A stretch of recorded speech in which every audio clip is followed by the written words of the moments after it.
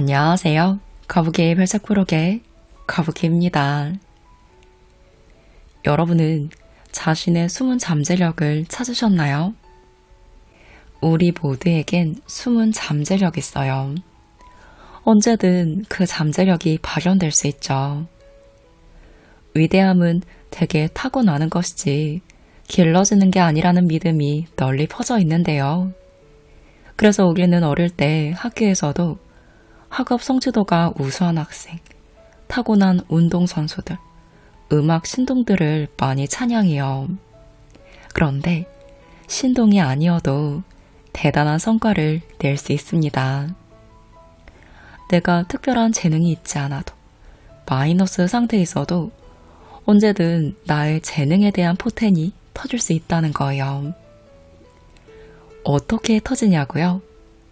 오늘은 나의 숨은 잠재력을 통해 내 인생의 포텐을 어떻게 터뜨릴 수 있는지 이에 대해 애덤 그랜트의 히든 포텐셜과 함께 살펴볼게요. 에벌린 글래니라는 한 10대 소녀가 있었어요. 스코틀랜드에 있는 농장에서 자란 그녀는 음악가가 되는 꿈이 있었습니다. 그녀는 주변에서 들리는 소리와 리듬에 매료되었어요. 트랙터의 엔진 소리, 나지막한 소 울음소리, 바람에 나뭇잎이 사각사각 나부끼는 소리.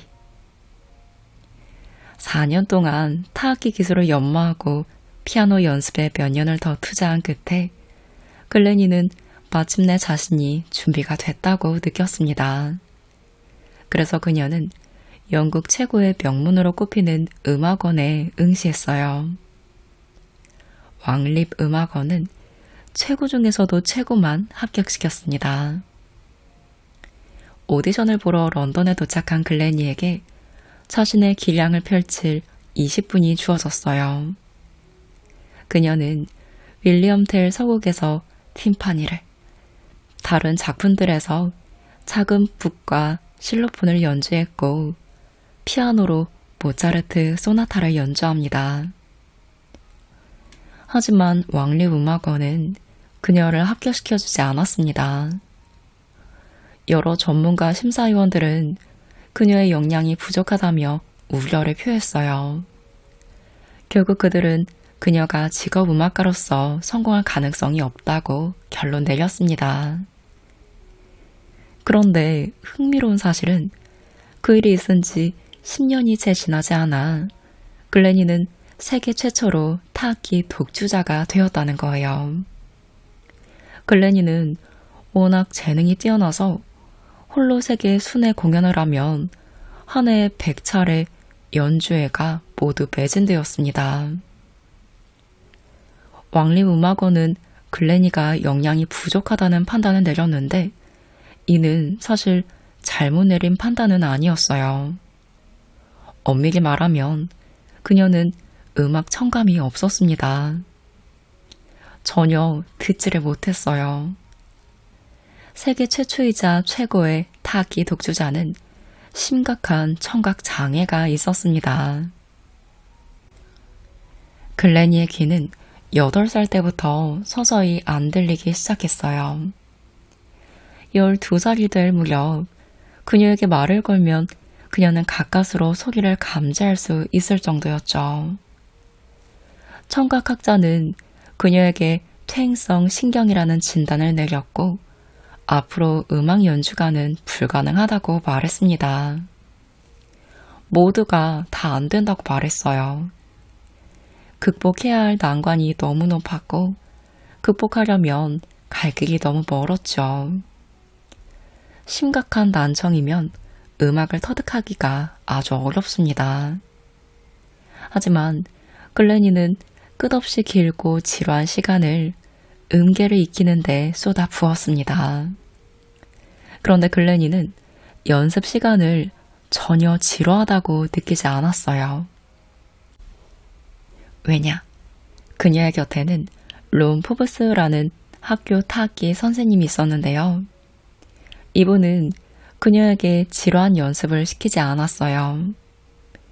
배우는 과정을 즐길 만한 임시 구조물들을 만들었던 거예요.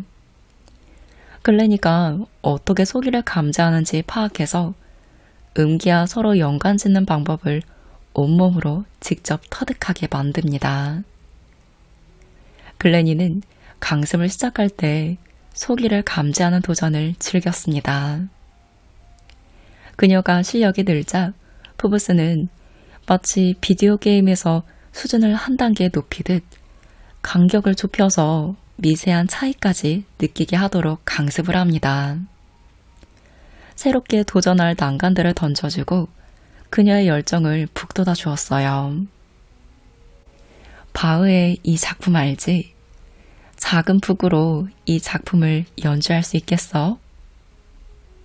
끊임없이 과제를 바꾸고 목표를 높이니 배우는 게 즐거웠습니다.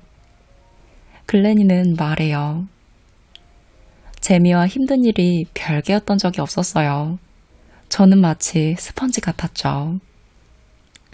그녀는 현대판 드럼 스타일로 바흐의 음악을 자기 나름대로 해석하게 되었습니다.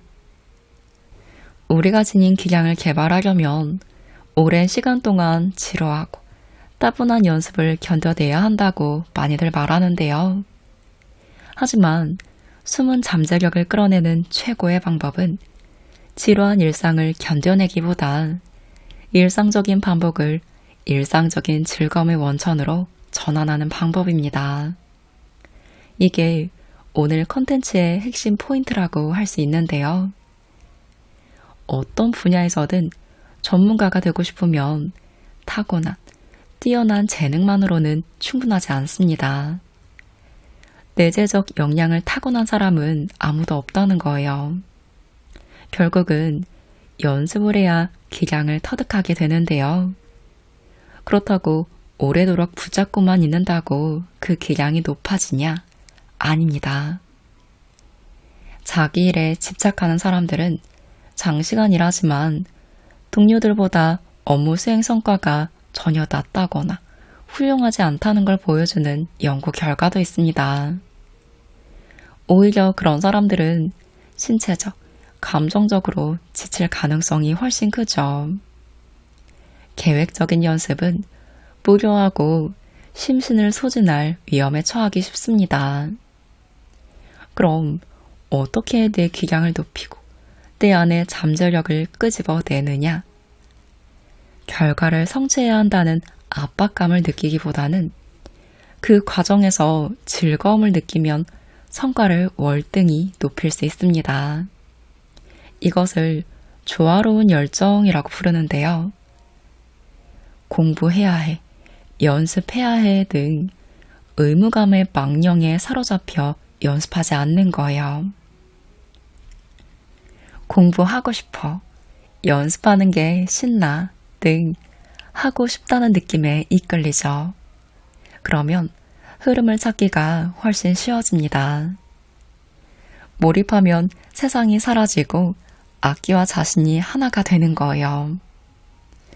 연습이 우리의 삶을 장악하지 않고 오히려 풍요롭게 합니다. 약 5만 명의 사람들을 대상으로 한 127개의 연구에서 포기하지 않는 끈기는 열정이 있을 때 훌륭한 수행 능력으로 전환될 가능성이 크다는 결과가 나왔습니다. 재미없는 계획적인 연습이 아니라 재미있는 계획적인 놀이를 하는 거예요. 글래니에게 어떻게 연습하는지 묻자 그녀는 대부분의 시간을 계획적인 놀이를 하면서 보낸다고 말합니다. 그녀는 따분해지면 악기를 바꾸고 서로 다른 타악기들을 번갈아 가며 연주합니다. 이렇게 서로 다른 악기들을 뒤섞으면 무료함이 가시고 열정을 조화롭게 유지할 수 있습니다. 내가 인질처럼 묶여있는 일상이란 절대로 없어요. 라고 그녀는 행복한 웃음을 지으며 말합니다. 계획적인 놀이를 하려면 연습에 참신함과 다양함을 도입해야 합니다. 다양성은 여러분이 배우는 방식이 될 수도 있고 사용하는 도구 또는 설정한 목표, 여러분이 교감하는 사람들이 될 수도 있어요. 또한 자신이 익히고자 하는 기량에 따라서 계획적인 놀이는 게임, 역할극 또는 즉흥적인 연습이 될 수도 있죠. 이 부분을 조금 더 공감 가게 이야기해 볼게요. 저는 최근 몇 년간 운동을 꽤 꾸준히 하고 있는데요. 헬스 웨이트를 즐기고 있어요. 그런데 몇 년 동안 늘 하는데도 아직도 할 때마다 설레고 재밌고 즐거워요. 근데 운동 시작하는 처음에는 진짜 재미없었어요. 여러분은 운동, 웨이트 하면 뭐가 떠오르세요? 보통 스쿼트, 런지, 레그 프레스 등 똑같은 기구로 똑같은 운동을 한다. 힘들고 어렵고 재미없다. 라고 생각하기 쉽잖아요. 저도 그렇게 생각했기 때문에 그냥 매일 정해져 있는 똑같은 운동을 하러 간다라는 생각을 하면 재미가 없는 거예요.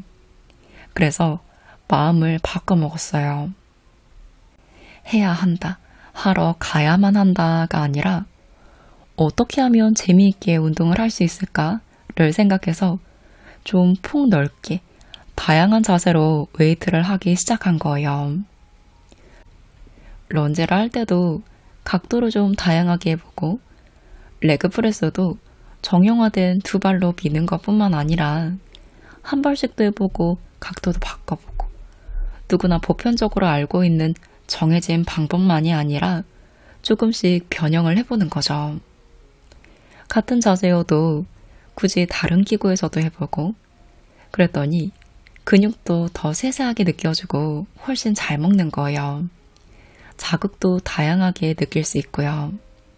그러니까 운동이 훨씬 재미있어졌어요. 운동 유튜브나 실제로 트레이너 분들도 누구나 알고 있는 전형적인 자세의 운동만 하시는 분들이 있는 반면 아, 저렇게도 운동할 수 있구나 라고 새로운 자세를 깨우쳐주는 분들이 있어요. 무작정 영상만 보고 모두 따라하기에는 조심해야 하는 부분도 있지만 조금씩 참고하면서 포인트를 잡아 다양하게 운동하면 내가 즐기면서 오래 운동할 수 있고 와, 내가 이렇게 운동할 수 있구나, 이렇게 힘이 세지는구나 하고 성과도 좋으니 자기 만족감도 엄청 커져서 삶이 훨씬 풍요롭고 즐거워졌어요. 그래서 운동을 계기로 생각도 많이 바뀌었어요. 아, 나는 이래야 돼. 가만히 있으면 안 돼. 라고 생각하면 더 하기 싫잖아요. 어떻게 하면 재미있게 할 수 있을까? 어떻게 하면 재미있게 연습할 수 있을까? 어떻게 하면 이 난관을 내 스타일대로 깰 수 있을까를 생각하면 마음이 훨씬 열리고 다양한 도전을 할 수 있는 것 같아요. 그럼 영감도 많이 떠오르고 내가 모르고 있던 나만의 능력을 발견할 수 있고요. 어떻게 하면 일을 좀 재미있게 해볼 수 있을까 해서 도전해본 것 중 하나가 저는 유튜브이기도 해요. 몇십 년을 살면서 제 목소리가 저만의 색깔이 있는지를 처음 알았어요. 그래도 많은 분들이 안정감을 느끼시고 편안하게 들어주시니까 이것도 저만의 잠재력이 표출이 된 거잖아요. 책으로 즐겁게 할 수 있는 걸 해보다가 이렇게 발견을 한 거예요.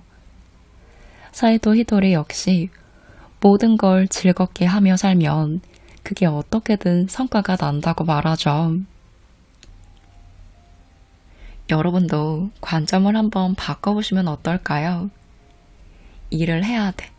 오늘도 열심히 살아야 해가 아닌 어떻게 하면 일을 재미있게 할 수 있을까? 즐겁게 해볼 수 있을까? 라고 바꿔보는 거예요.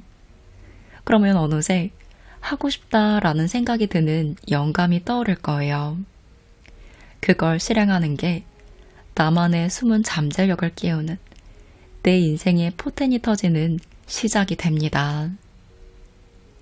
계획적인 놀이는 조화로운 열정을 촉진해 심신이 소진되거나 따분해서 의욕을 상실하지 않도록 도와줍니다. 계획적인 놀이는 게이머하는 장치입니다. 지루한 과제에 흥미로운 각종 장식물을 추가하는 시도죠. 지루하지 않도록 하거나 지치지 않도록 하려고 도파민 분출을 촉진하는 게 목표입니다. 그런데 계획적인 놀이를 한다라고 하고 내 기량을 높이려고 연습하고 도전할 때도 어느 순간 잘해야 한다는 압박감이 들고 해야 한다라는 의무감이 느껴지고 즐거움이 사라질 때가 꼭 찾아와요. 이때는 연습 과잉인 거예요. 반드시 휴식이 필요할 때입니다. 지금 성과도 없는데 내가 휴식을 취해도 될까? 라고 생각하지만 내가 지금 발전하려면 규칙적인 휴식을 꼭 취해야 합니다. 휴식을 하면 적어도 3가지 이득이 있는데요. 첫째, 연습을 쉬면 조화로운 열정을 유지하는 데 도움이 됩니다. 5분에서 10분 정도 짬을 내 휴식을 취해도 피로감을 덜고 체력을 향상하기에 충분하다는 연구 결과가 있습니다. 휴식은 심신소진을 예방하는 효과만 있는 게 아니에요. 밤이고 주말이고 쉬지 않고 일하면 해당 과제에 대한 우리의 흥미와 즐거움이 줄어듭니다. 토요일이라는 사실만 일깨워주기만 해도 내재적인 동기유발이 줄어들기에 충분합니다. 긴장을 풀고 뭔가 재밌는 일을 해도 된다고 생각하기 때문이죠. 첼리스트 요요마는 하루에 3시간에서 6시간으로 연습을 제한하고 이른 아침과 늦은 밤에는 연습을 되도록 피합니다. 쇼팽은 자기 제자들에게 여름에는 하루에 2시간 이상 연습하지 말라고 하기도 했죠.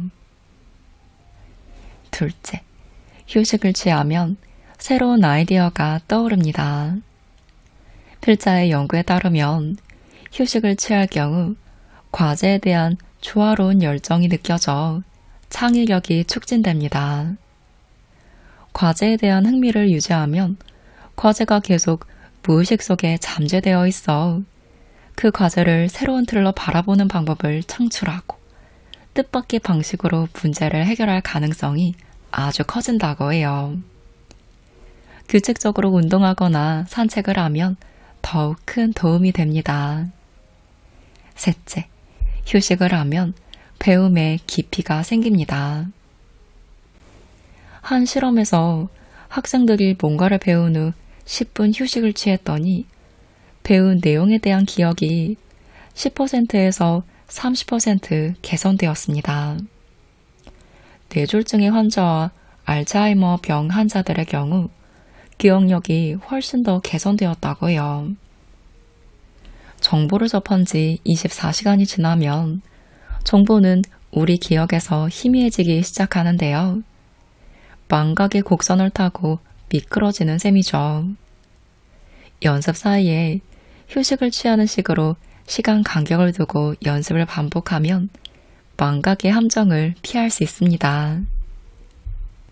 처음에는 1시간에 1번 연습하고 하루에 1번 연습하게 될 때까지 더 긴 휴식을 취하기 시작합니다.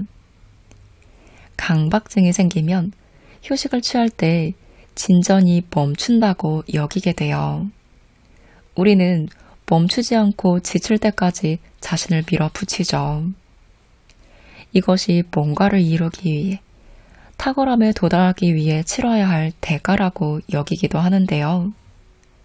조화로운 열정이 있으면 휴식이 연료를 공급하는 행위라고 인식하기가 훨씬 쉬워집니다. 규칙적으로 휴식을 취하면 체력을 유지하고 심신소진을 예방하게 되죠. 명심하세요. 휴식은 낭비가 아닙니다. 자신의 안위에 투자하는 행위죠. 휴식은 딴청 부리는 행위가 아니에요. 주의를 환기하고 아이디어를 창출할 기회입니다. 놀이는 하찮은 활동이 아니에요. 즐거움의 원천이자 과제를 터득하는 길입니다. 여러분이 지금 글래니를 본다면 그녀가 전 세계 앞에서 연주할 때 보이는 즐거움과 마찬가지의 즐거움이 그녀에게서 우러나오는 모습을 보게 되실 거예요. 하지만 그녀는 휴식 없이 한 번에 20분 이상 연습하는 적이 거의 없습니다. 그녀는 흥미를 잃거나 집중력이 떨어지면 연주를 완전히 멈춘다고 해요. 진전을 이뤄야 연습에 가치가 있어요. 양이 아니라 질이 중요합니다. 변화를 느끼셔야 해요. 연습실에 나설 때 뭔가 달라졌다고 느껴야 합니다. 라고 그녀는 확신합니다. 진정한 결과는 본인이 느끼는 즐거움에 있습니다.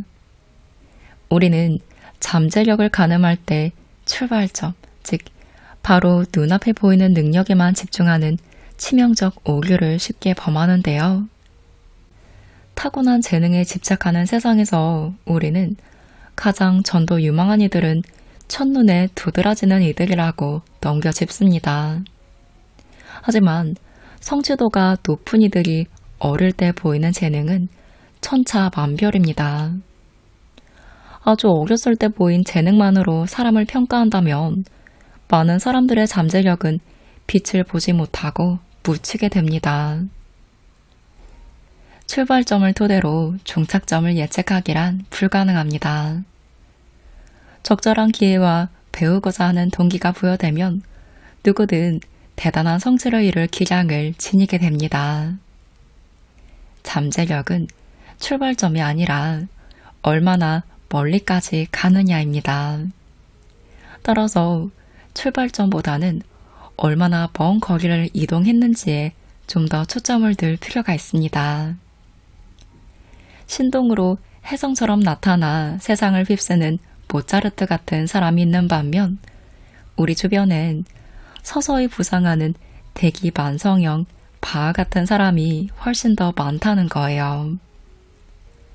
자신이 지닌 장점을 초월해야 잠재력을 실현하고 최고의 기량을 발휘할 수 있습니다. 야망은 당신이 달성하고자 하는 결과입니다. 열망은 당신이 되고자 하는 사람이고요. 얼마나 많은 돈을 벌고 얼마나 많은 직함을 얻고 얼마나 많은 상을 받는지가 관건이 아니에요. 이처럼 지위를 나타내는 상징물들은 개개인의 발전을 가늠하기에는 형편없는 대용품들일 뿐이죠. 얼마나 열심히 하느냐가 아니라 얼마나 성장하느냐가 관건입니다. 성장하려면 마음가짐 이상의 무언가가 필요해요. 성장은 우리가 보통 간과하는 기량의 묶음과 더불어 시작됩니다. 성공은 단순히 목표를 달성하는 게 아닙니다. 우리가 소중히 여기는 가치를 실천하는 삶이죠. 오늘의 우리는 보다 더 나은 내일의 우리가 되려는 열망보다 더 높은 가치는 없습니다. 우리의 숨은 잠재력을 발휘하는 성취보다 더 위대한 성취는 없죠. 여러분도 자신의 숨은 잠재력을 발견해 위대한 성취를 이뤄보시기를 기원합니다. 오늘은 애덤 그랜트 저자의 히든 포텐셜과 함께했습니다. 저자는 동기부여, 잠재력, 관대함과 창의성에 대해 연구를 수행해온 조직 심리학자이자 세계적으로 영향력 있는 연구자로 알려져 있는 분이에요. 책에는 이 외에도 저자가 연구한 잠재력을 깨우는 행동들이 그의 연구와 다양한 사례들과 함께 정리되어 있는데요. 저는 저자가 다루는 히든 포텐셜이란 주제 자체가 흥미로워서 읽었던 책이에요. 사실 가독성이 그렇게 좋진 않아서 아쉬운 부분이 있었지만 내 안에 잠재력을 끼우는 행동들을 배우는 데는 확실히 도움이 될 수 있는 책이니 참고해보시면 좋을 것 같습니다. 분명 나에게는 엄청난 잠재력이 있어요. 그런데 우리는 사회의 통념과 의무감 때문에 그걸 잊고 살기 쉬운데요. 오늘을 계기로 관점을 좀 달리해 숨어있는 나만의 숨은 잠재력을 꼭 깨워보시면 좋겠습니다.